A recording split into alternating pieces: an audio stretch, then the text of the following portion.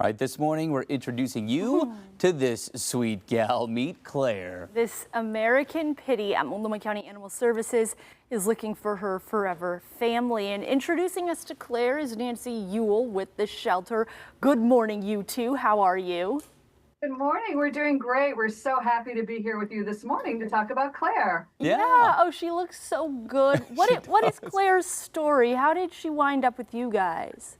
Oh gosh, she was picked up about 3.5 months ago as a stray. So that's a long time for somebody to be in the shelter. So we're really hoping that she can find her forever home soon. Yeah, I mean, she looks really sweet. Describe her temperament for us. Yeah, you're really sweet. You're so right. Initially, Claire can be a little shy and a little hesitant with new people. But once she gets to know you and trust you, she is a big love bug. She's a lot of fun. She enjoys taking her walk. She's a big sniffer. She's like a connoisseur of all good scents. And then when she does a good sniff walk, she enjoys really picking up the pace and having a nice walk with folks. She does get excited a little bit when she sees other dogs. So you'll see we do walk her on a harness to make sure she's comfortable on that walk. And then she also loves fetch. And I'll say that she may not be a real professional at actually dropping the ball and bringing it to you, but boy, does she love chasing it and bringing it back. And he just used 2 balls and throw the next one. And it's something that I'm sure she could be trained up to be actually a real pro at it. I say with my dog, I say that we're going to play throw ball. We are not playing fetch or catch. We are playing throw ball. And she's so sweet. You can tell a lot of dogs do that. Yeah, you can tell just by how she's taking the treats from your hands that she's a real sweetie. My dog would not be so gentle. So you said she is excitable around other dogs. What about the family unit? Can she live with dogs, cats, kids? Yeah. The staff have assessed that she probably can live with other dogs. She's done well here in play groups. She really enjoys playing with other dogs. And what we recommend, which is really true of any new dog coming into a home with a resident dog, is just take it really slow. So we recommend that initially, keep the dogs separate. They'll be aware that there's another dog in the home, but you want that new doggy to have a chance to decompress. We ask that, people give the dogs like 3 days of just quiet time, a quiet bed to rest on. They really need to sort of get over the stress of where they're coming from and adjust to the stress of this big change.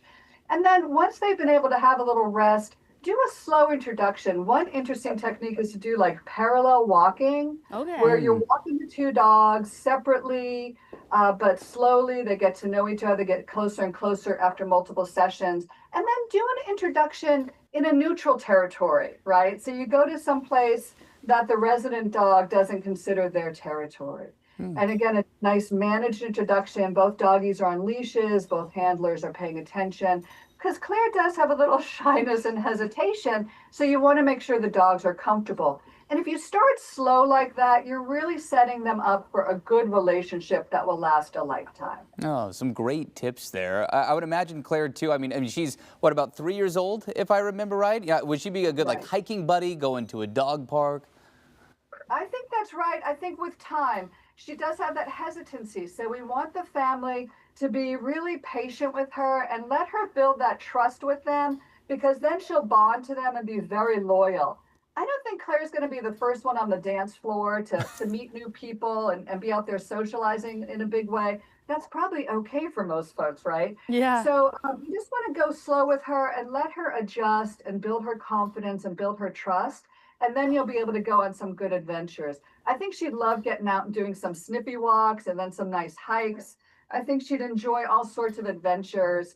And any doggy, you want to be careful with dog parks and just take it slow and careful. And really, introduce her to dogs so that you can be sure that there's a good temperament match, right? Yeah. It's a good idea to just take it simple. And we like folks to, in those first couple of weeks, just let the doggy have quiet time and build those relationships.